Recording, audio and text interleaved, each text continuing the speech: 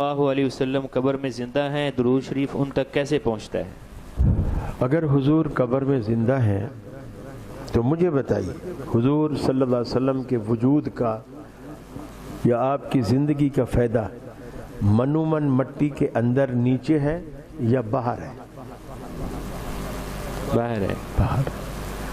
اگر آج ہم جن مسائل میں الجھے ہوئے ہیں، اگر رسول اللہ صلی اللہ علیہ وسلم زندہ ہوتے اور باہر ہوتے تو ہم یہ مسئلے قاری خلیل سے نہیں پوچھتے، اللہ کے رسول سے پوچھتے، تاکہ دودھ کا دودھ اور پانی کا پانی ہو جائے۔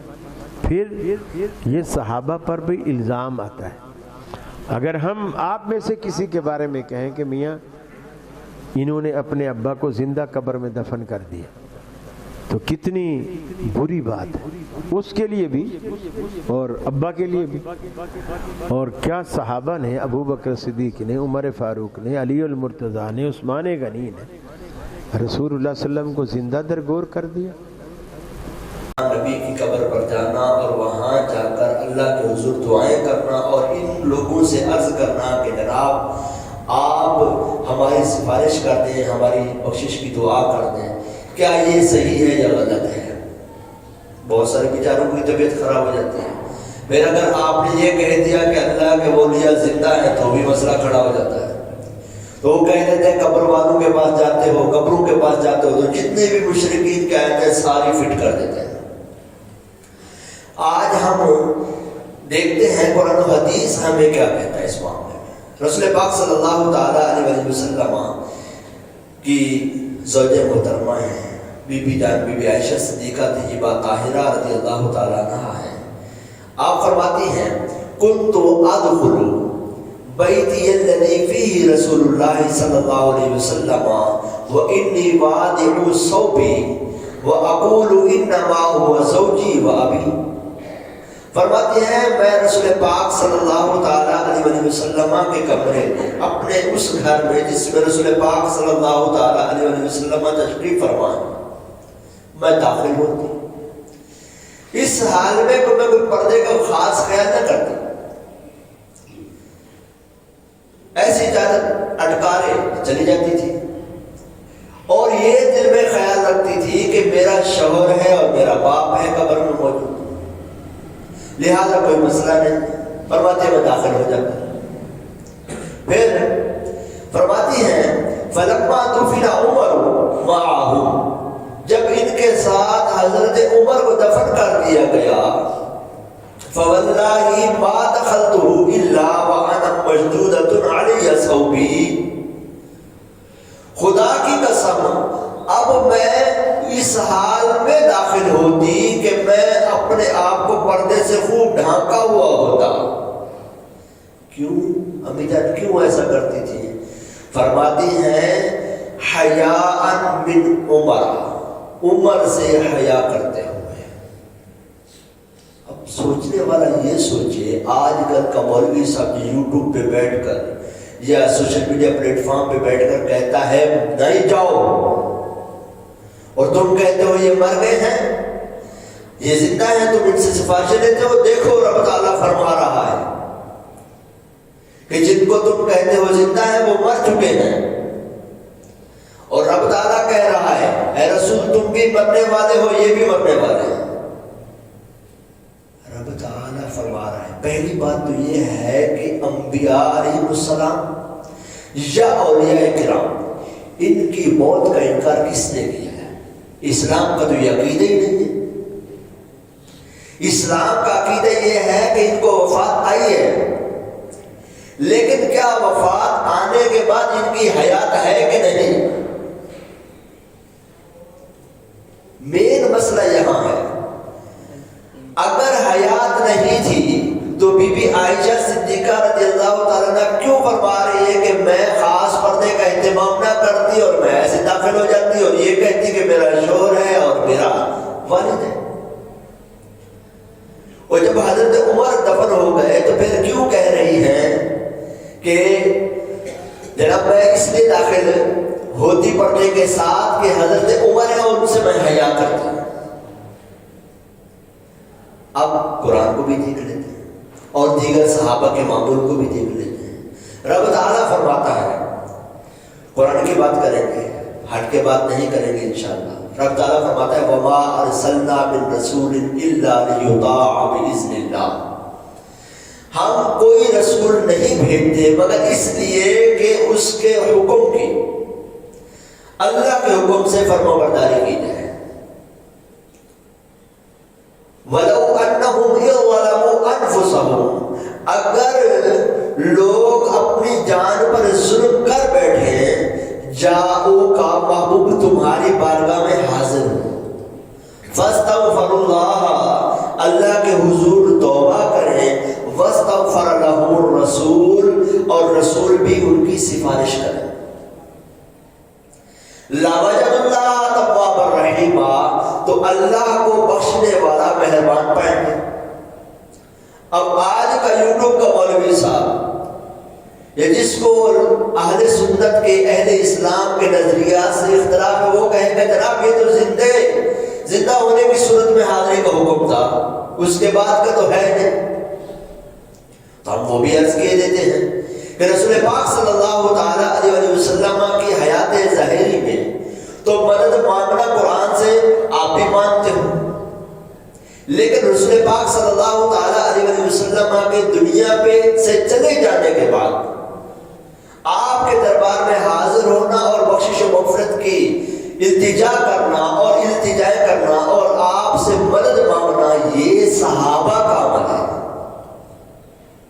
آج کے مولوی صاحب کا نہیں، میرا نہیں، احمد رضا بریلوی کا نہیں، زیادہ تکلیف احمد رضا بریلوی سے ہوتی ہے، ان کا نہیں، کس کا ہے؟ حضرت عمر رضی اللہ تعالیٰ کا زمانہ ہے، خلافت کا وقت ہے، اور قحط پڑ گیا، اس قدر قحط پڑ گیا کہ کافی زیادہ تنگی ہو گئی۔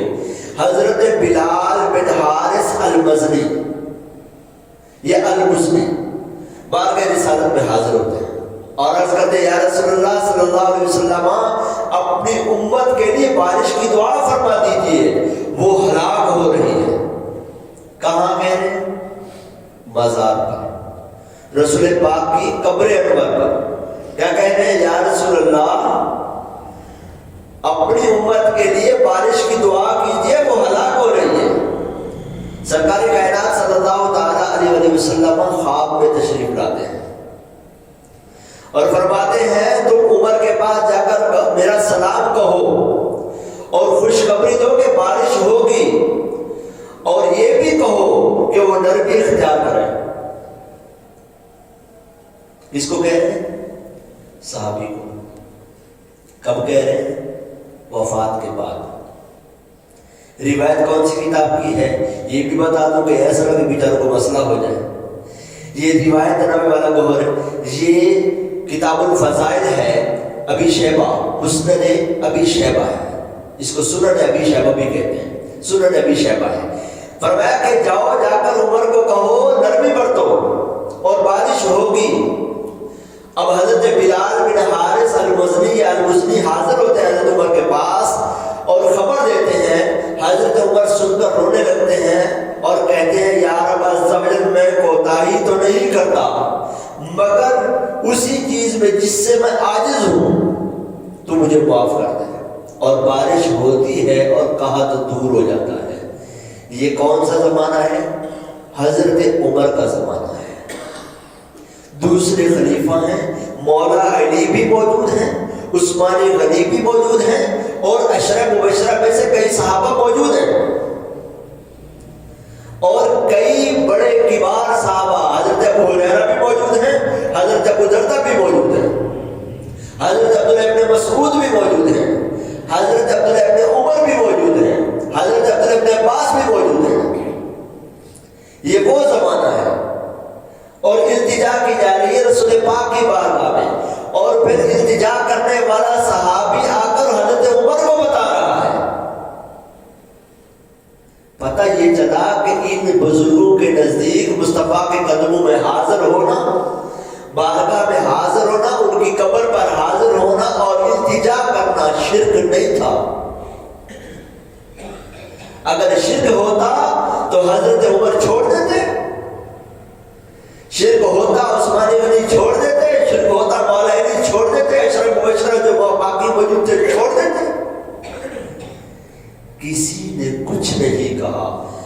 چلا سب کا عقیدہ یہی تھا کہ مصطفیٰ کے قدموں میں حاضر ہونا اور ان کے مزارات پر جا کر التجائیں کرنا، معافیہ مانگنا اور اللہ سے بخشش طلب کرنا، بارشیں مانگنا، آرزویں پیش کرنا کوئی شرک نہیں ہے۔ آج کے مولوی کا دماغ خراب ہے۔ اب دوسری حدیث مبارکہ سن لیجیے۔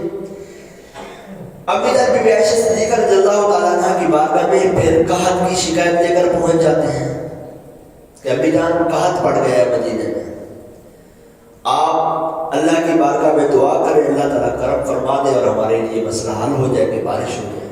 امی جان فرماتی ہیں جاؤ قبر انور دیکھو، چھت کے اوپر روشن دان بناؤ، حتیٰ کہ روضہ منور اور آسمان کے درمیان کوئی چیز باقی نہ ہو۔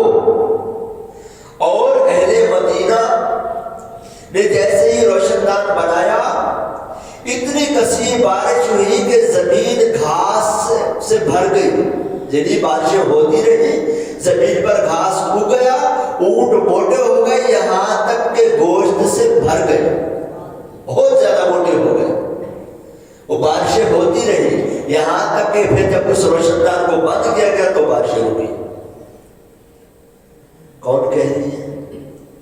اپنی جان بی بی عائشہ صدیقہ رضی اللہ تعالیٰ عنہ۔ جن بیچاروں کو مزارہ سے چڑ ہوتی ہے نا، وہ اپنی جان کو مانتے ہیں۔ جن کو قبروں سے چڑ ہوتی ہے وہ اپنی جان کو مانتے ہیں۔ کیا صرف امی جان کو صرف امی جان ہی ماننا ہے؟ انہوں نے جو عمل کیا، عمل کرنے کی تعلیم دی، اگر مسلمان کرے تو وہ مشرک، تو جس نے شرک کی تعلیم دی اس کے بارے میں کیا خیال ہے؟ پتہ چلا امی جان شرک کی تعلیم نہیں دے سکتی۔ آج کے مولوی صاحب کو اپنی صفحہ سیدھی کرنی چاہیے، اپنا قبلہ سیدھا کرنا چاہیے، مسلمان کو مشرک قرار نہ دیں اور شرک کی جتنی آیات ہے وہ مسلمانوں پر فٹ نہ کریں۔ یہ حدیث کہاں کی ہے یہ بھی بتا دوں، یہ سنن دارمی کی روایت ہے۔ اگلی حدیث مبارکہ حضرت امام مالک کے بھی حوالے دیتے ہیں۔ حضرت امام مالک رضی اللہ تعالیٰ عنہ سے ابو منصور بادشاہ تھا، یہ مسجد نبوی میں مناظرہ کر رہا ہے، مناظرے کے دوران اس کی آواز بلند ہو گئی، تو حضرت امام مالک فرماتے ہیں امیر المومنین اس مسجد میں اپنی آواز نیچے کرو، آواز نیچے کرو۔ ایک جماعت کو رب تعالیٰ نے ادب سکھایا ہے، فرمایا یا ایھا الذین آمنوا لا ترفعوا اصواتکم فوق صوت النبی ولا تجهروا له بالقول كجهر بعضكم لبعض ان تحبط اعمالكم وانتم لا تشعرون۔ ایک جماعت کو رب تعالیٰ نے یہ ادب سکھایا ہے، ایمان والو رسول پاک کی بارگاہ میں اپنی آواز اونچی نہ کرو، تمہارے اعمال برباد ہو جائیں گے، تمہیں عقل ہی نہیں ہوگی۔ اور فرمایا کہ دوسری جماعت کو رب تعالیٰ نے آواز بلند کرنے کی وجہ سے، فرمایا جو کرتے ہیں آواز کو بلند، رب تعالیٰ نے ان کی مذمت بیان فرمائی ہے، فرمایا ان الذین ینادونک من وراء الحجرات اکثرهم لا یعقلون۔ محبوب جو تمہیں گھر کے پیچھے سے آوازیں لگاتے ہیں نا، ان میں اکثر بے عقل ہے، ان کو عقل ہی نہیں ہے۔ تو خلیفہ ابو منصور ٹھنڈا پڑ گیا اور عرض کرتا ہے جناب یہ بتائیے کہ میں پیٹھ قبلے کو کروں یا مصطفیٰ جان رحمت کو کروں؟ آپ سمجھیے گا، حضرت امام مالک فرما رہے ہیں، فرماتے ہیں کہ تو اس کی طرف پیٹھ کیوں کرتا ہے جو قیامت کے روز تیرا اور تیرے باپ کا سفارشی ہے؟ قبلے کو پیٹھ کر رسول پاک کی بارگاہ میں رخ کر اور اللہ سے دعا کر۔ یہ ہمیں کون کہہ رہا ہے؟ امام مالک یہ فرما رہے ہیں، یہ تعلیم دے رہے ہیں، یہ سمجھا رہے ہیں، اور فرمایا کہ تم اللہ تعالیٰ کی بارگاہ میں دعا کرو اور رسول پاک کو وسیلہ بناؤ اور اپنی شفاعت کے لیے بھیک مانگو، تمہاری شفاعت ہوگی۔ اب مروان کا زمانہ تسلط ہے، اب میں مزارات کی طرف آ رہا ہوں۔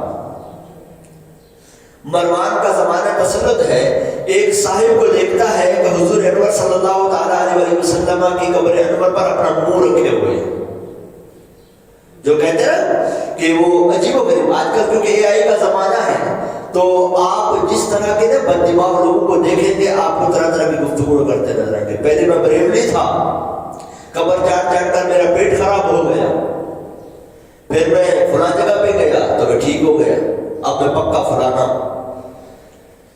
اعلیٰ حضرت امام احمد رضا خان فاضل بریلوی رحمۃ اللہ تعالیٰ نے تعلیم دیتے ہوئے کیا کہتے ہیں, فرماتے ہیں مزار پر جاؤ تو 3 ہاتھ پیچھے کھڑے ہو کہ ہمارے گندے ہاتھ اور یہ مقبول بارگاہ. تو پتہ چلے یہ بریلویوں کا عقیدہ نہیں ہے, یہ اہل سنت اہل اسلام کا عقیدہ نہیں ہے کہ قبروں کو چاٹو. قبر کی تعظیم کرنی ہے, عزت کرنی ہے, احترام کرنا ہے, اللہ کے حضور دعا کرنی ہے کہ ہم ناپاک ہیں, ہمارے گناہوں پر جسم ہے. اور وہ صحابی تھے جو مصطفیٰ جان رحمت صلی اللہ تعالیٰ علیہ وسلم کے قبر انور پر اپنا منہ رکھے ہوئے تھے. ہم کہاں وہ کہاں, کہ گندی نالی سے نکلا ہوا وہ کہے کہ جناب مجھے دودھ میں بیٹھنا ہے اور وہ دودھ تم پینا, پیو گے آپ اس کو 70 جوتے بھی مارو گے اور بگاؤ گے پھر سے, اور کہو گے جا پہلے نہا دو, پھر وہ پچھلی لائن میں کھڑے ہونا, سب دودھ لے لیں گے, بچے گا تو تجھے ملے گا. صحابہ تو دودھ کے دلے, اور ہم اپنا حال بیان کر چکے ہیں کہ ہم کیسے دن رات گناہوں میں پڑے ہوئے. تو اب وہ صحابی ہیں مصطفیٰ جان رحمت صلی اللہ تعالیٰ علیہ وسلم کے قبر انور پر رخ رکھے ہوئے ہیں, اور آج کے مولوی صاحب کے مزاج والا شخص مروان کہتا ہے یہ کیا کر رہے تمہیں پتا ہے. حضرت ابو ایوب جو جواب دیتے ہیں نا, مسند امام احمد کی روایت ہے, فرماتے ہیں ہاں میں جانتا ہوں. وہ گردن پکڑتا ہے, گردن پکڑ کر پوچھتا ہے کہ کیا کر رہے ہو. آپ نے فرمایا ہاں میں جانتا ہوں, میں کسی اینٹ یا پتھر کے پاس نہیں آیا, میں تو رسول پاک صلی اللہ علیہ وسلم کی بارگاہ میں حاضر ہوں. میں نے رسول پاک کو ارشاد فرماتے ہوئے سنا ہے دین پر نہ روو جب اس کا اہل والی ہو, اور اس وقت دین پر روو جب نا اہل والی ہو. یعنی دین کے حوالے سے فکر مند اس وقت نہیں ہونا جب والی اس کا اہل ہو, ولی اہل جو سلطنت کا بادشاہ جو وہ اچھا ہو, اہل ہو, نیک ہو, پارسا, اور اس وقت دین پر فکر کرنا جب اس دین کا سربراہ جو ہو وہ نااہل شخص ہو. اور یہ شخص پتہ کون تھے, یہ حضرت ابو ایوب انصاری تھے جو مصطفیٰ جان رحمت صلی اللہ تعالیٰ علیہ وسلم کے مدینے میں سب سے پہلے میزبان ہیں, کہ رسول پاک صلی اللہ علیہ وسلم ان کے گھر پہ رہے. اب بتائیں ابو ایوب رضی اللہ تعالیٰ عنہ کا امر مانا جائے گا یا آج کے مولوی صاحب کی بات مانی جائے گی؟ کیا حضرت ابو ایوب کو پتہ نہیں تھا کہ آیت یہ بھی نازل ہوئی ہے کہ وہ مر چکے ہیں, مرنے والے, کیا خطاب نہیں ہوا؟ حضرت ابو ایوب کا دین اتھینٹک تھا یا آج کے مولوی صاحب کی چرب زبانی اتھینٹک ہے؟ کس کا دین اتھینٹک ہے, حضرت ابو ایوب کا آج کے مولوی کا؟ سمجھ آ گئی نا بات کی؟ حضرت ابو ایوب کا دین اتھینٹک ہے, آج کے مولوی صاحب کا دین اتھینٹک نہیں ہے. آج کا مولوی صاحب 1500 سال ہونے والے ہیں, آج پڑھتا ہے حضرت ابو ایوب مصطفیٰ کے قدموں میں بیٹھ کر علم حاصل کیا ہے, لہذا وہ دین سمجھا جائے گا. آخری گفتگو کرتا ہوں, آپ لوگوں کا وقت لے لیا ہے, ناراض نہیں ہوئیے گا, نیند بھی ہو سکتا ہے آپ لوگوں کی خراب ہو رہی ہے تھوڑی سی, اگر مزہ آئے تو نہیں جائے, کتنی پریشانی ہوگی انشاءاللہ. فرمایا وَلَوْ أَنَّهُمْ إِذْ ظَلَمُوا أَنفُسَهُمْ, اگر اپنی جانوں پر ظلم کر بیٹھے تو محبوب تمہارے قدموں میں آ جائیں. اس سے علماء فرماتے ہیں 4 باتیں معلوم ہوئی. ایک یہ کہ اللہ پاک کی بارگاہ میں حاجت پیش کرنے کے لیے اس کے پسندیدہ بندوں کو وسیلہ بنانا بالکل جائز ہے کہ قرآن تعلیم دیتا ہے. دوسرا, قبر انور پر حاجت کے لیے حاضر ہونا رب تعالیٰ کا حکم ہے. اگر کسی بزرگ کی بارگاہ میں جاتے ہو تو وہ بھی اسی حکم میں آتا ہے. تیسرا, بعد وفات مقبولان حق کو یا کے ساتھ ندا کرنا جائز ہے. چوتھا, مقبولان بارگاہ کی بارگاہ میں مدد کرنا اور ان کے پاس جا کر اللہ کو حضور دعا کرنا بالکل جائز ہے, کوئی شرک نہیں ہے. ہمیں یہ صحابہ کے عمل سے پتہ چل رہا ہے. میں نے کوئی بھی بات آپ کو کسی اور مولوی صاحب کی نہیں کہی. ہم نے گفتگو صحابہ کی کی. صحابہ کا دین اتھینٹک ہے, صحابہ کی گفتگو اتھینٹک ہے, لہٰذا کسی مولوی صاحب کی خواہش کے پیچھے نہ چلیں. اللہ تعالیٰ ہمارا دین سلامت رکھے. آمین بجاہ خاتم النبیین صلی اللہ تعالیٰ علیہ وسلم.